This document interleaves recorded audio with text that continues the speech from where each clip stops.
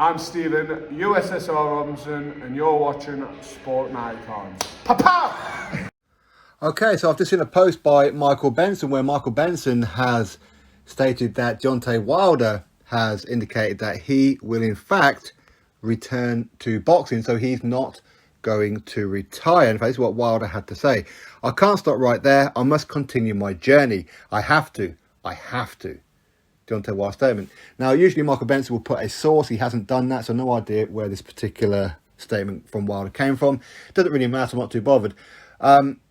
So clearly Wilder, he met up with that Peruvian doctor and he done his psychedelic, whatever it is that he's doing, and he got the green light to continue his career.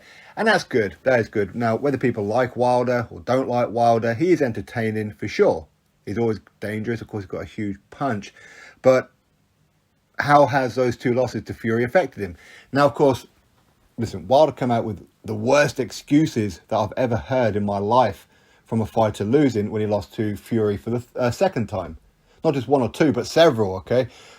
That's bad enough. But ultimately, of course, when he lost to Fury for the third time, he did put out a thank you to Fury for giving him the fight and all that kind of stuff. So that was nice. Now, what's next for Deontay Wilder? Who's he going to fight? Now, is he going to continue with the PBC? I mean, you would imagine so. He's been loyal to them for quite some time. They've been loyal to him. But as Malik Scott said a few months ago, that if Wilder is going to continue with his boxing, he wants to continue at a pay-per-view level. Now, with in-house fights, with the PBC, what fights do they have that are pay-per-view level? It's quite difficult, isn't it? To say, you know what, maybe him versus Andy Ruiz Jr. But Andy Ruiz Jr., of course, he's got that fight coming up with King Kong, Luis Ortiz. We know that contract signed. We're just waiting on a date and venue, I believe.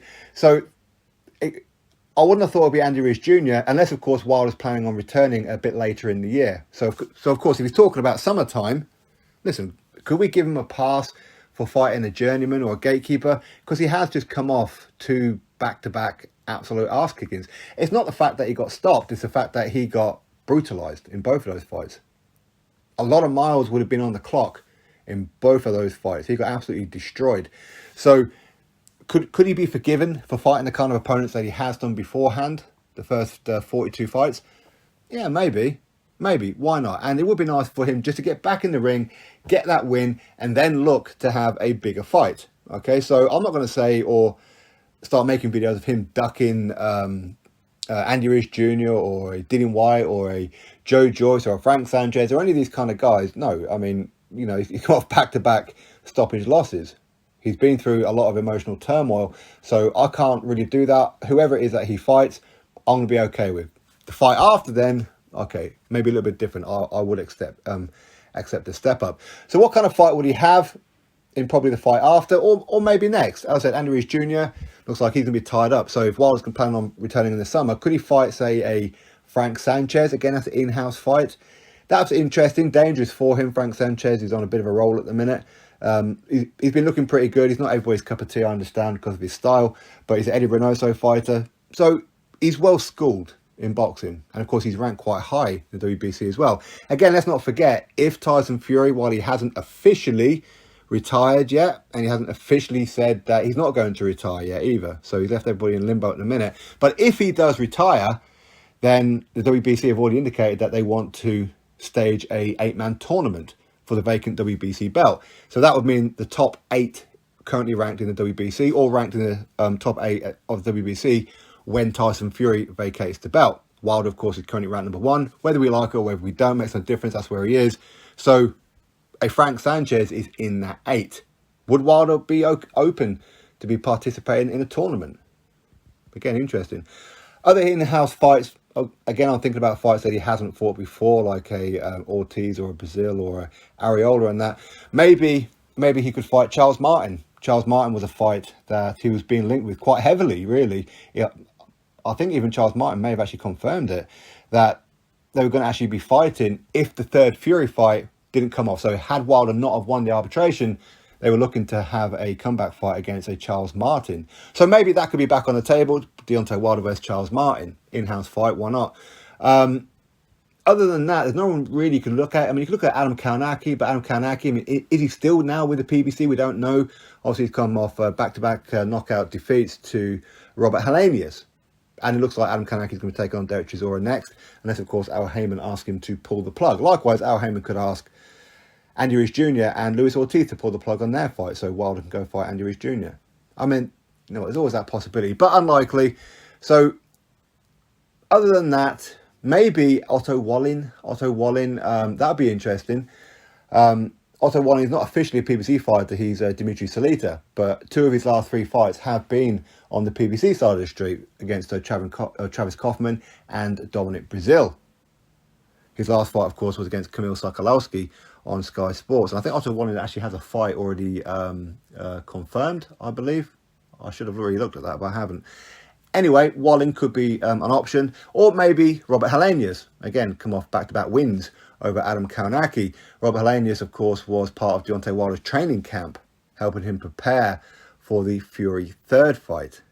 So maybe there's an option there. I know some people may say, yeah, this is sparring partner, they're probably friends now. Well, quite a few of Deontay Wilder's opponents, like Johan Duapa and whatever, and Malik Scott and that, have all been Deontay Wilder's sparring partners. So it kind of fits the criteria of what it is that Wilder likes to do. He likes to fight fighters who he doesn't really have bad blood with. Okay, he's quite openly said that himself.